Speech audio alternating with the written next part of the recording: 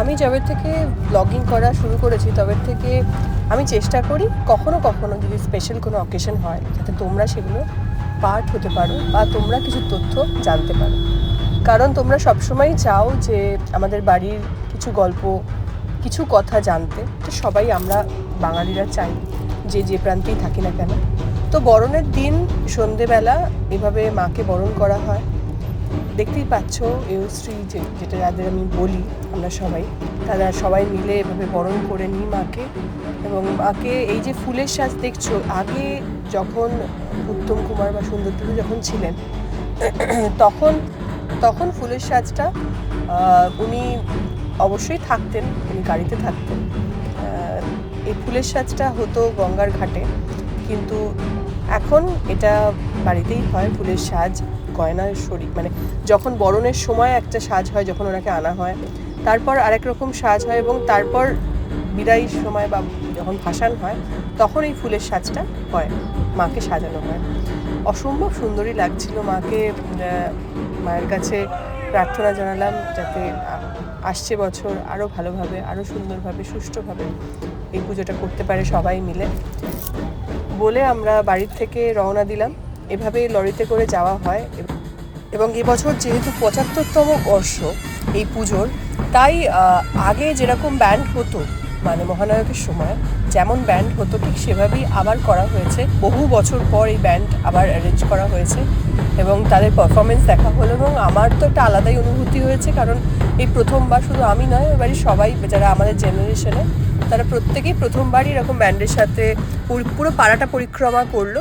অন্য সময় এরকমভাবে পাড়া পরিক্রমা করা হয় ঢাকের সাথে, কিন্তু এভাবে ব্যান্ডের সাথে প্রথমবার হলো। এবং এই ব্যান্ডের সাথে তখন মহানায়কের সময় হতো, যারা ছোট ছিল যেমন সৌরভের মা, ওরা খুব নস্টালজিক হয়ে পড়েছিল, ছোটোবেলার কথা ওদের মনে পড়ছিল। সেটাই খুব স্বাভাবিক, কারণ অনেক বছর পর এটা হলো। এভাবে আমরা পাড়া পরিক্রমা করলাম এবং তারপর আমরা গঙ্গার উদ্দেশ্যে রওনা দিলাম। এই সময় যখন কিছু কথা সৌরভের মা এবং সৌরভের থেকে শুনছিলাম, যে যখন ওনাদের দাদুদের সময় বড় দাদু মানে সুন্দর দাদু তো বেরোতে পারতো না গাড়ির থেকে, কিন্তু তরুণ কুমার মানে সৌরভের দাদু এই সময় নাকি ব্যান্ডের সাথে বিগ ড্রাম বাজাতো এবং তারা প্রচুর নিজেদের মতো করে মজা করতো। তখনকার দিনের মজাটা তো একদম নির্ভেজাল যাকে বলা হয় যখন, কারণ তখন তো আর মানুষের এত কিছু এন্টারটেনমেন্টের ছিল না, এই সুযোগগুলো তারা হাতছাড়া কখনোই করতো না। তো যাই হোক, এভাবে আমরাও এই নির্ভেজাল আনন্দের একটা ভাগিদার হয়ে থাকলাম। যেভাবে প্রত্যেক বছর এই পরিক্রমার পর আমরা গঙ্গার ঘাটে যাই, সেভাবেই গঙ্গার ঘাটে গেলাম। এবং এইটা ওদের রীতি অনুযায়ী যেভাবে ওদের ভাসান হয় ঠিক সেভাবেই ওরা এর ভাইয়েরা এরকম নিজেরা মাকে নিয়ে আসেন, এবং ভাইরা নিজেরা এভাবে একটা 7 পাক ঘোরানো হয় ওনাকে। ঘোরানোর পর তারপর প্রতিমা বিসর্জন হয়। তো দেখতেই পাচ্ছ যেভাবে আমি তোমাদের সাথে চেষ্টা করেছি কিছু কিছু অংশ তোমাদের সাথে যাতে ভাগ করে নেওয়া যায়, কারণ এই অংশগুলো হয়তো কখনো তোমরা দেখোনি, তাই জন্যই আরও ভাবলাম তোমাদের সাথে যাতে এটা ভাগ করে নিতে পারি। তো এভাবে বাড়ির ছেলেরা প্রতিমাকে এভাবে 7 পাকে ঘোরায় এবং তারপর প্রতিমা বিসর্জন হয়। এবং সুন্দর সেই সময় একটা বান এসেছিলো এবং জল একদম টলটল করছিল গঙ্গার পেছনে। দেখতেও পাচ্ছে একটা নৌকা দাঁড়িয়ে আছে, খুব অদ্ভুত সুন্দর ছিল। তো তোমরা দেখলে এভাবে আমাদের বিসর্জন হলো, মানে প্রতিমা বিসর্জন এভাবেই আমাদের হয়।